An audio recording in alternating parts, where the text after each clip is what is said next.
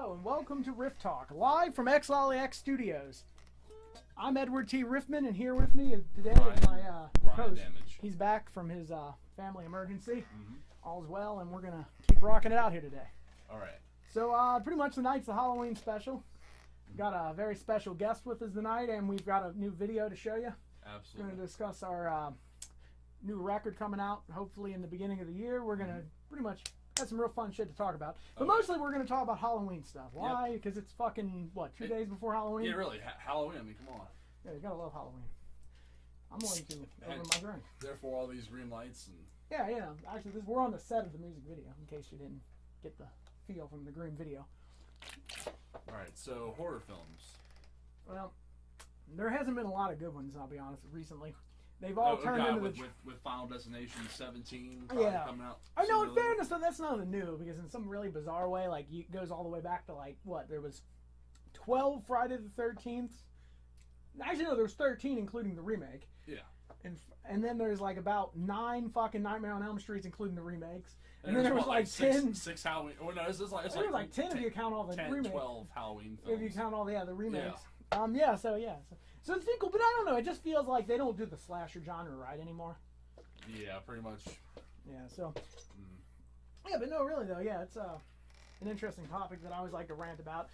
Recently, I've been getting into Lovecraftian horror, and that's the idea of the fear of the unknown being greater than the fear of humans, which is kind of like the opposite of the slasher. Yeah. You know, it's the idea that the monster is out there beyond the fire. But the truth is, in the real world, the monster's right there staring you in the face in the mirror every day. It's almost like how we compare Batman to the other superheroes. Yeah, pretty much. He's darker, but that's okay. So, anyway, though, yeah, so I just wanted to discuss it. So what's some of your favorite horror movies?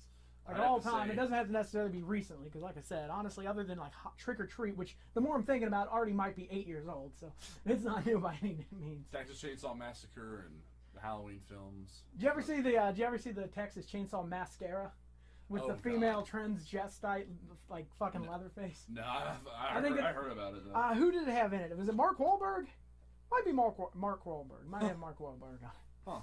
Yeah, oddly enough, I don't know. It's some funny as fuck shit. Yeah. So so anyway, some of my favorites though, I mean, obviously Jason will always win for me. And I like Freddy versus Jason. But for me, though, like, I never really cared much for the Nightmare on Elm Street movies. Like, for me, the first one was good. The second one was gay, and I don't mean gay as in sucked. I mean, it was very homoerotic. And the third and fourth one got really convoluted. And then I actually did like Wes Craven's New Nightmare. And then the remake was just total garbage. Doing that, like, oh, I'm a burn victim. I don't no offense to burn victims, but I mean, I want my monster to be kind of horrifying, not like something I'd see in a burn ward. Favorite all-time scary movie, like... Character? Sam Loomis from Halloween, but only because he's the protagonist, but he's also the kind of brings it upon himself. Like he was doing bad shit in the first place, working for the the hospital that had Michael. And and he like really tries for the rest of his life to kind of make up for it and try to stop him, and all that stuff. But I'd honestly have to go with either. It's like a tie between Voorhees and Ash Williams because. Oh yeah, you can't forget. Who the fuck doesn't love Ash Williams? Yeah, if anybody hasn't been catching up on it, they've been what are we on 4 episodes in, and the 5th one's premiering tomorrow. Yeah, tomorrow, Sunday. Every Sunday on Stars if you got cable, or premium cable. Yeah, right. Yeah, you got Ash vs. Evil Dead, which is like a direct sequel that kind of overlooks Army of Darkness because I guess he doesn't. Sam Raimi doesn't own the rights to that or something. But I mean, they reintroduce a couple of the ideas, like they reintroduced the whole idea of the evil Ash and a couple things. Yeah. No, it's pretty cool. I like it. It's very bloody. Like they had a whole car-centric episode last week. Last couple episodes, really. Yeah, but I mean, like, it goes there and it's like, the car's the portal to hell, right? It's like, nothing a lube job won't fix. Oh, God. Yeah. No, really, good shit, though. Good shit. But yeah, no, pretty much, though, horror. And then, like, horror TV shows been, like, noticing a thing. Like, with Walking Dead, although I don't want to offend anyone out there, but Walking Dead kind of got boring. Season 3 onwards, it just became the same hulking bullshit every 5 fucking minutes. And now they finally jumped the shark because they killed off all those characters. And the only ones they have left is Daryl Dixon and who the hell else? I don't even watch. Is the Asian there? So. I don't know. He just got killed. Oh, so that's the one that died. See, I don't want. Yeah. I'm watching like what did I say? Season 3, so like literally 3 seasons. Guy's eyeball popped out apparently. Saying they want justice for the deaths the other night, or they're gonna quit watching it. It's a damn TV show. Get over People yourself. need to get over it. They said it Like, was the if most Daryl watched dies, TV we, show ever, that if whole- Daryl dies, we riot. It's like I'd love to see that happen. But it's like they're turning all kinds of stuff that we would traditionally see as movies and TV shows. Like that's Yeah. just becoming a thing. Yeah, I'm noticing that. Well, and I get it though. It's the idea is you can take these characters. Like let's use Breaking Bad. What makes Breaking Bad so great, in my opinion, was that if it was a movie, it would have sucked. That's a horror movie? Well, no, I mean the TV concept. If that was a movie, it would have sucked. But as a TV show, because you can do like 5 seasons of slow character growth, you fall in love with a character and you grow with him, and then you understand his decisions when he does horrible, horrible things, and eventually dies a villain, but is very satisfied with himself. Plus, his wife is a bitch. Fuck Skyler. That's my fucking thoughts on Breaking Bad. All right. I don't know. I guess I kind of asked for that, but it's like we kind of went off topic. But oh well. Oh, we're just trying to have fun here. I'm Yeah. trying to get my guitar in tune because it's a little out of tune. The old dinky that.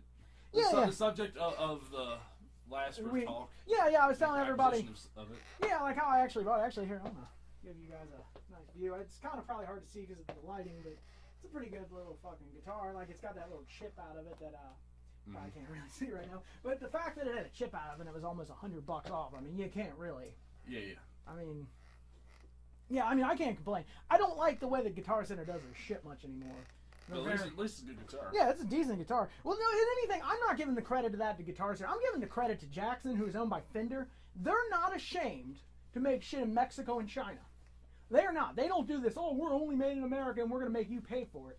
They don't mind manufacturing something in the Far East or fucking like across the border and then bringing it back to America to give you the savings. Yeah. Because this is made in either China or Indonesia. I don't remember which. But it is a fucking fine constructed guitar. I owned a USA made Jackson years ago. It was a Rhodes V. And it was a great guitar, but this is every bit as great for what I imagine is probably half the price of in terms of inflation from a 90. I think the one I have is a 91. But yeah, you get the idea.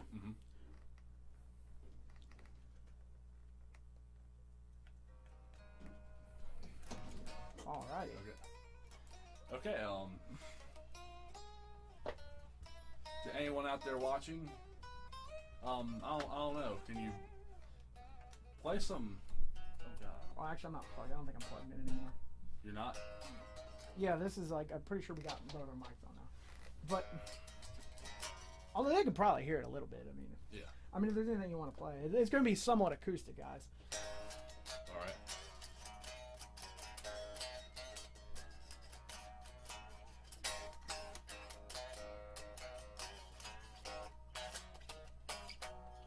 I don't know. You know, we're just kind of filling in here. Our special guest is starting to get ready here. But here in a couple minutes, we're going to have a special video for you. The Steel Vampire. I guess before we get into the interview here, I can give you a little bit of background on it. Steel Vampire is a character that me and my co-bandmate Tim Steele came up with. She's basically a monster that walks the earth wanting revenge. But we're not going to give too much away because we got some planned sequels. Speaking of like Halloween horror sequels, that kind of gives the backstory. But in general, it's a good fun music video, good little fun song. I mean, I'm personally always been a fan of it, like of all the shit I've wrote over the years. Did you say it was like #1 on some internet radio site? Yeah, we got like back when we originally released the original version, we got like put on some radio, and it got some viewership. Yeah. Now, Zombie Attack's probably the one. I won some kind of Reverb Nation Award for, like, most played song or something of a week back in, like, 2009 or something for my recording of Zombie Attack. I noticed that I have a horror motif thing. Yeah. But it's all going to come together once we get our guest in here. Oh, absolutely. Because our new record is going to be very relevant. So I'm just waiting here to see if we're ready to throw on the video. All right. This is going to last an hour. You got another 20 minutes of talking to do. Oh, we're going to fill it out.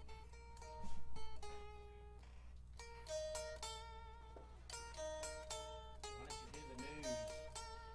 Any new news topics? None I can think of that are relevant. Well, since you, actually, hey, since you didn't, sadly weren't here, couldn't be here Wednesday, Out of and state Dave didn't. with family issues, but all right. Yeah, Dave didn't have a lot to say about a lot of the topics. What do you think about Dave Mustang doing? He's gonna do an acoustic show at the Boston Hard Rock Cafe, and it's gonna be like he says it's a mix of Christmas songs and Megadeth classics. I feel like it's something Rob. Well, I mean, Rob Halford obviously did a Christmas album, so it's like I feel like he's just following up that metal tradition. Yeah, but I mean, in fairness, it's coming into. I don't even know where it came from, but yeah, like Dave mentioned, it was kind of like the trend Siberian orchestra. But in fairness, though, he's not trying to make a let's go make. I think he just. Honestly, I think he's just feeling cheery this year and just wants to do some Christmas shit. Oh, yeah. And he can't really bill it as Megadeth and do a Megadeth electric show, so he's thinking, hey, I'll play a couple little small venues with an acoustic, maybe have a little bit of a backup band. Yeah. I don't know. Definitely cool. I'd check that out. I mean, yeah, I thought it was like interesting. Like I said, we got a recap, like I said, on that. What do you think about the Iron Maiden lullabies? Yeah, that's really interesting. Like, I mean, hey, just throw on in the crib. Maybe he'll become a metal god. He'll become next. Maybe not necessarily next Halford, but like next Steve Harris. I don't know. Yeah, I can't wait. He just starts playing that before he can walk. Yeah. Oh, who knows? I don't know. It's an interesting thing. Like a lot of people, like I was telling Dave on our last show, basically, I feel like it might be just something they want to release, get people's interest back in because they're starting the second leg of the Book of Souls tour, which I feel like probably has something to do with it.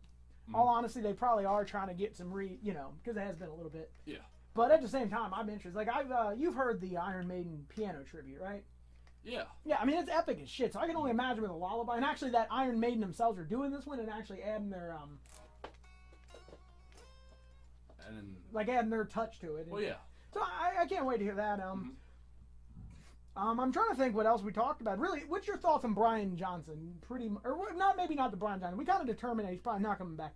What's your thoughts on the state of AC/DC? Should Angus just call it quits after the end of this little tour? Should they make an album with Axl? Should they this? Should they that? What's your thoughts on the new Guns N' Roses record that needs to happen immediately? Go. I feel like first off, to talk about the AC/DC thing, I don't care if they do it with Axl or they do it with Brian Johnson. I thought Angus Young has already committed himself to keeping on working with AC/DC until he drops, pretty much. So it's like. Well, supposedly in a recent interview, he's starting to actually have a little bit of hesitation on that thought.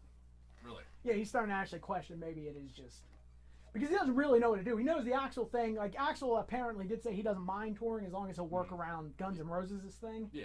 But at the same time, even Angus knows at this point there's no original members but him in the band, and that maybe it is time to before that noose gets a tad bit tight, a little bit tighter. I don't know. I don't feel like they should keep rocking if they can still rock. Well, true. I mean, I don't disagree. The only reason I'm for the Axl version of AC/DC, I feel like it would be the most dramatic departure in their sound, literally since 1980 when they did Back in Black. Like, because it would give it such a different vibe. Yeah. Quit talking and drinking. Oh, sorry. Well, that was a tip from our producer. Anyway. Yeah, I got issues on camera. I got the nerve problems. The doctor said I'm gonna die someday from it. Anyway, I kind of feel like the last thing they should do is just hang it up. Like I don't care what they do, as long as it's not like Angus says, "Hey, you got something to sing here," and then he just like cave and because obviously he can't sing. All right. Well, the whole thing about Angus though, I mean, this could be wrong. I've noticed with guitar players, they got a couple. Like a guitar player can go to about 75. A singer cannot. Like a singer's, assuming he's like there's Sammy Hagar. He's the example. I think he's like the exception of the rule. Only guy that's basically 70. Only 70 though. Yeah. Almost 70. Okay, but I mean he's old enough and his voice is still on fucking like. He only looks 50. Yeah, he does look pretty decent. Yeah. Well, so anyway, my point is that he's the exception to the rule because actually I think he'll go on until he's like 90, sounding great. Yeah. But like like even Halford's starting to show his age. He's gonna be like Mick Jagger, casinos. for example, he's like 75 and he lost it 10 years ago. Yeah, I couldn't I tried to years ago when I tried to watch like a live thing of them. I had like a DVD and it was them from I want to say 2002 or something. So to give you an example, going all the way back to 2002, I think Mick Jagger had already lost it. He wasn't even 60 then, I think. Yeah, I mean well, I don't know. Honestly, It's not your type. Well, there's that, but it also just felt like he I don't know. Maybe it just ain't my type. I don't know. It's just there's certain parts where his voice just sounded really flat, and he didn't sound like he really had a good range much. So does Metallica's record get released tonight? No, actually Monday. They're gonna do a new single on Monday. Mm-hmm. I thought they said they were having a Halloween release. Yeah, Monday. It's Halloween. Oh, okay. Maybe about the new Guns N' Roses album that you talked about. Oh yeah, so okay, so I definitely would want to see them release that. well, here's the whole idea. Like I guess that's not one of the nostalgia era, or is it going? no, to be? that's the whole thing. Axl wants to correct me if I'm wrong on this, Mr. Producer, because you were telling me this last week. Axl wants to do all new material with the original. Correct?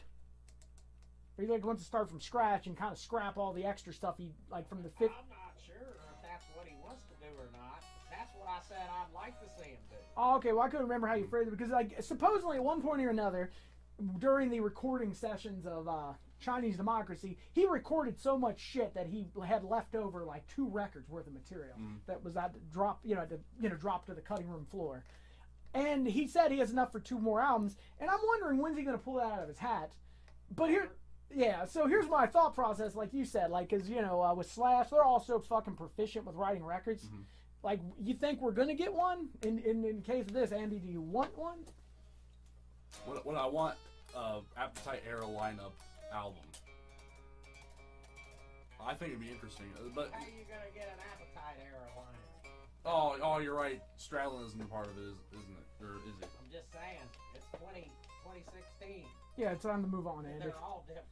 And also to clarify this, I love the I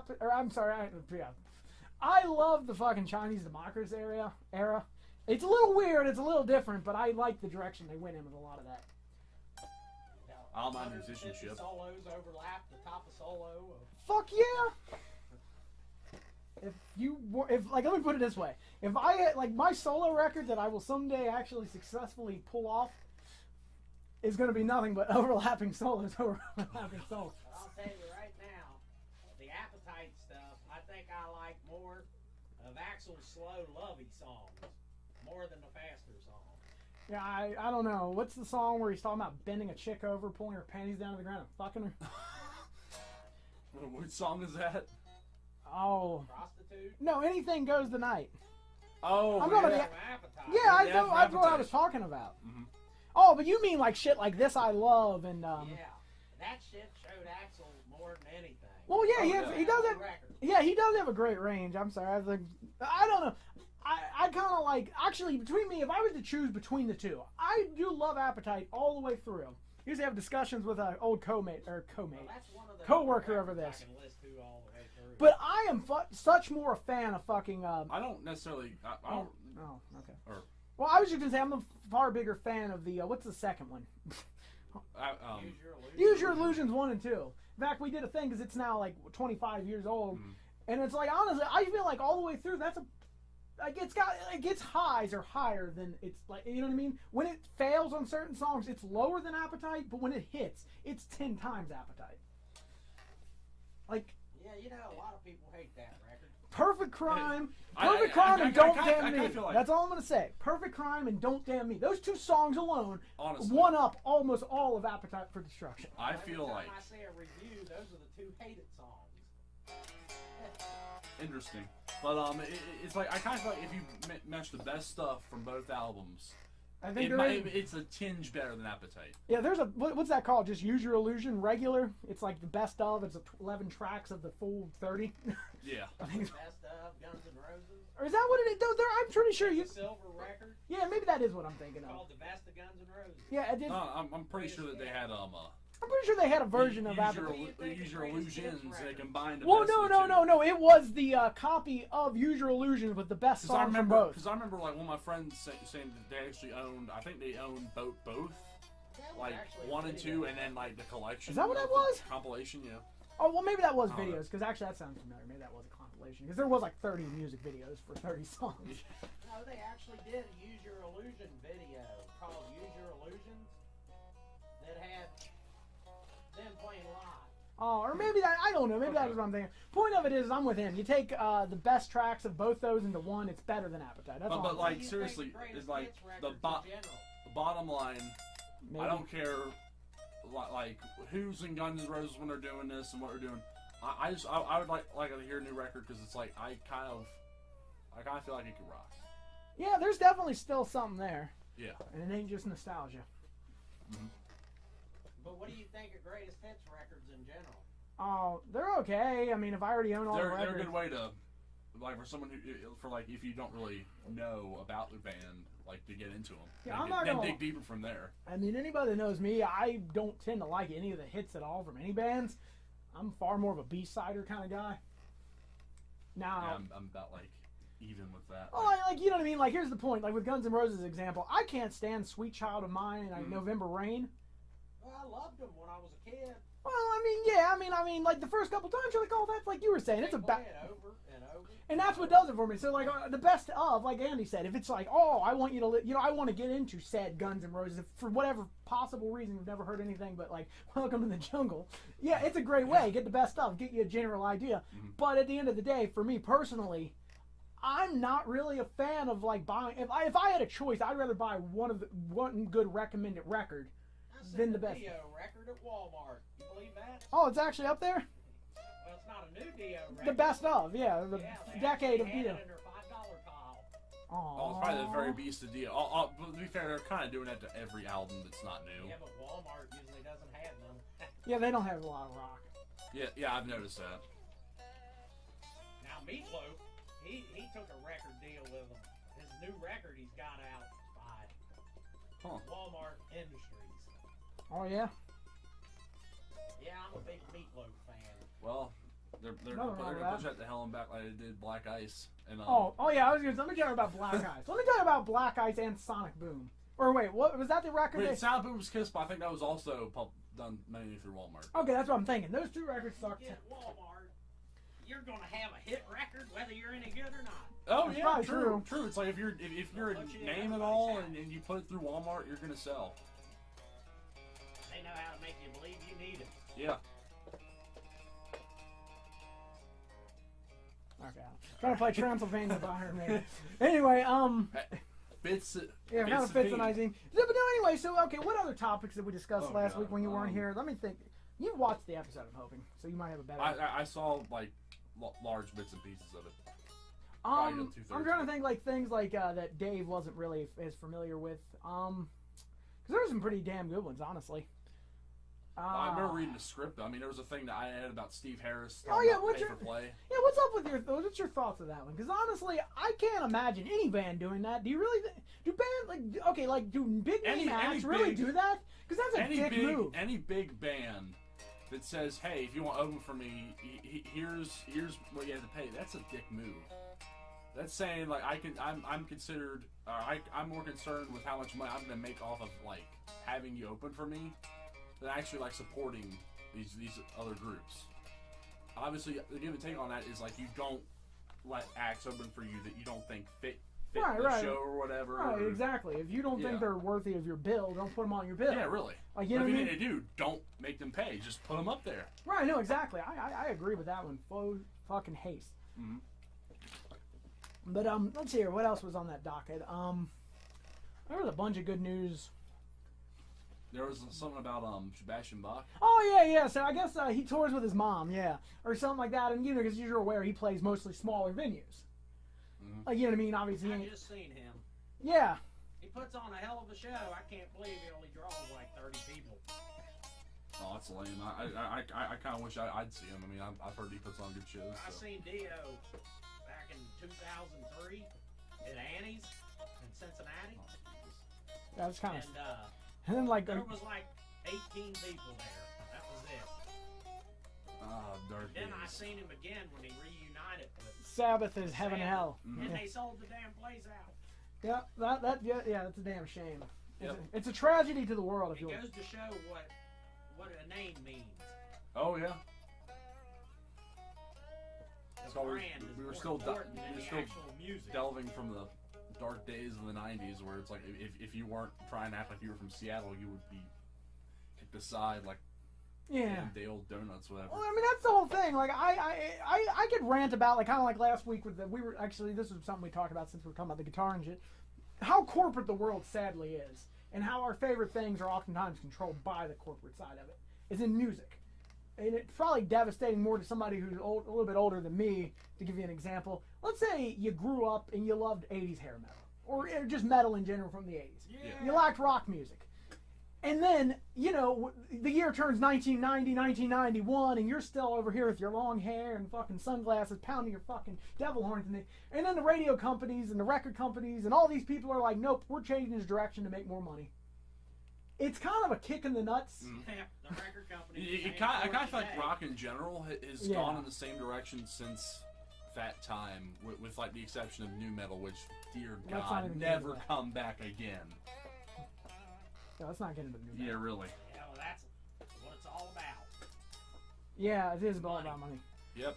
But it's just interesting. I read a very interesting thesis that was something I feel like to a certain degree. It was all about money in the 80s too. It was just that, you know, it switched from something that like people like really responded to just like, hey, here's something that's more palatable to more people. Yeah. Well, no, that's what I was gonna say. I read a thesis that said if Duran Duran hadn't existed, because I guess this guy seems to be very convinced that Duran Duran was the element that started to switch rock from like, you know, the MTV focus of rock music into like something else, then formed into the grunge.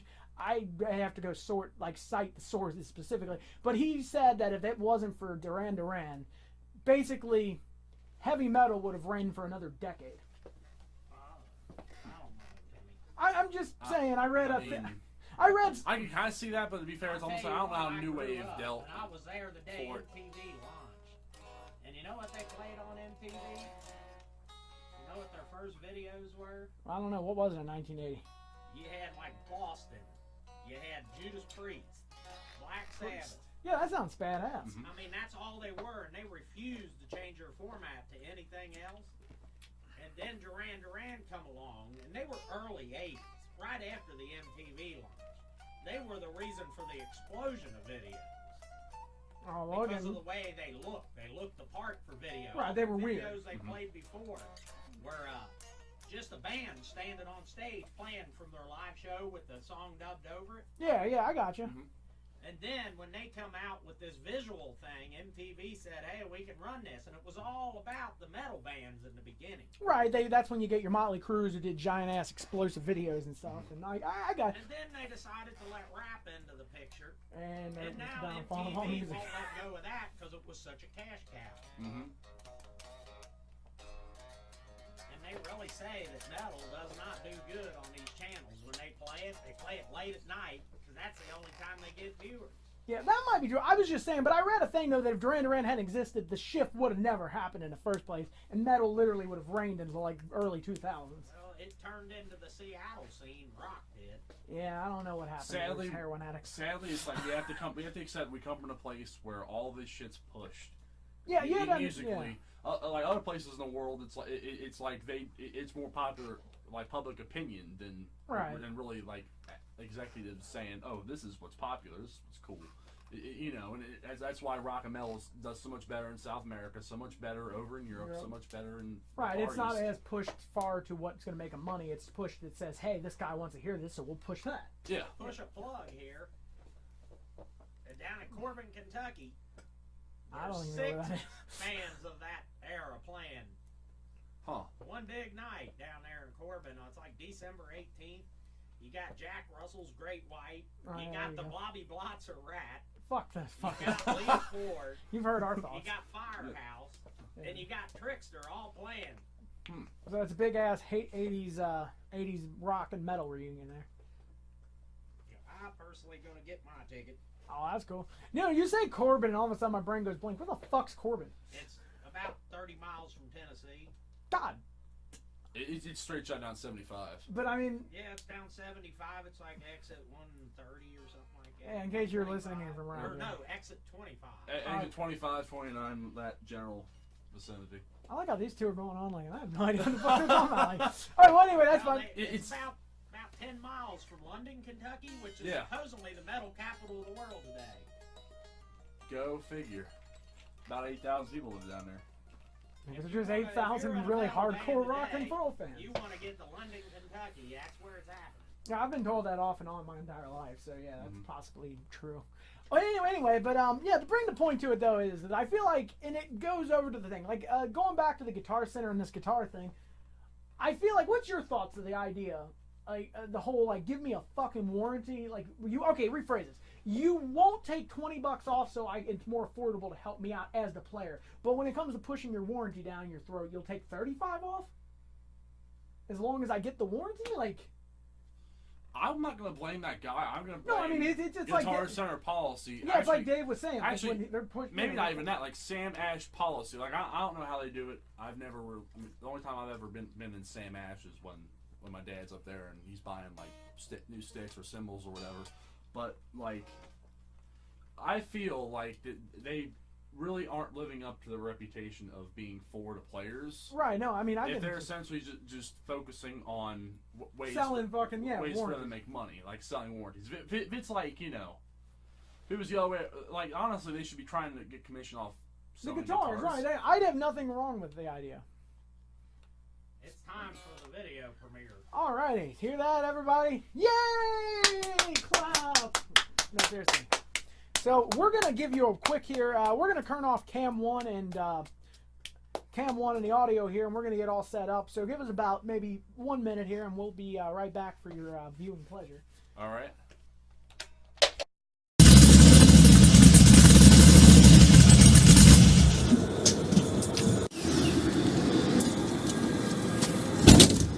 Let's go do this thing. Okay.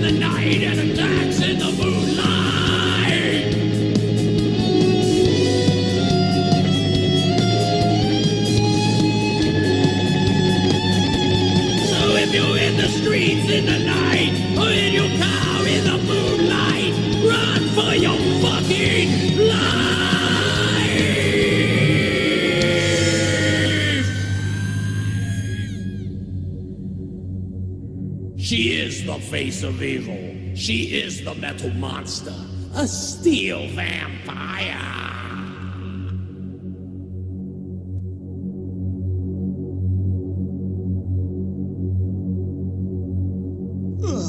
What the hell?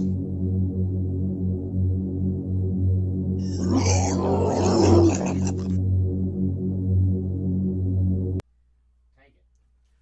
Okay, welcome back. We had some technical difficulties earlier this week. Mm-hmm. So we're going to bring on our guest, Tim Steele, and we're going to talk about the new record and whatnot. I'm going to be asking you the questions. Yes. Because I'm the one not in the band. Oh. Yes, to clarify, he is not in the band. These are all the rules. Okay, so anyway, I want to welcome the great and the legendary Tim Steele. Legendary, only in my mind. Well, you gotta live big. You gotta think big to live big. Yeah, I've been living big and broken. So, for starters, what's your favorite Halloween movie?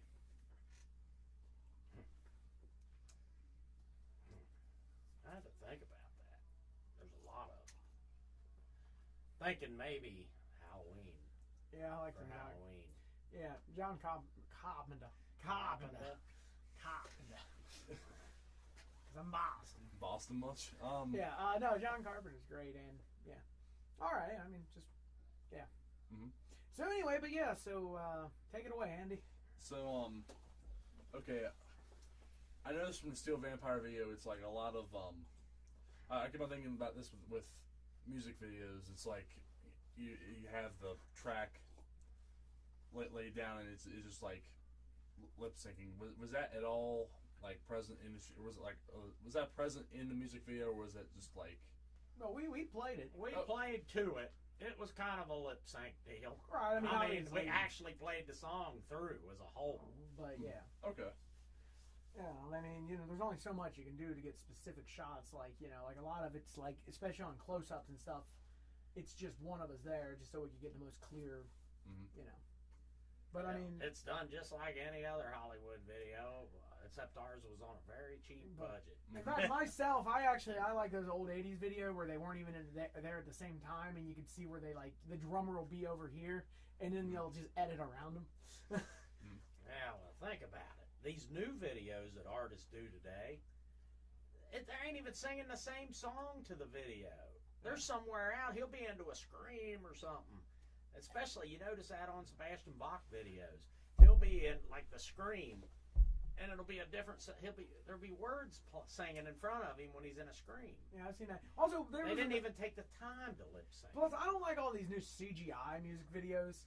Like, what's that one I saw this one a couple weeks ago where it was this guy and it was just they had a car and it was like the whole video was him just driving, but it was a CG car and a CG road, and then in the rear view mirror they had the band playing there. You know what I'm talking about? That's very weird. You know what I'm talking about? What the? Like, I don't even know the band. You guys ever watch '80s videos? I have. This was like a 2014. Come on, they did video. Stuff like that. It just seems so cheap. The budgets were millions on the videos in the No, 80s. even though nobody liked it, including the band themselves, Heaven and Hell, Bible Black music video is actually pretty cool. Yeah, they said they didn't even know there was a video. So the record company went and did the video and made it up out of their own. Hey, but it was a good video. Just saying. Tony Iommi apparently wasn't very happy about them doing it. Well, whatever. He said, whatever, you take it. It's a plug. Right. Well, there you go. So anyway, but yeah, so.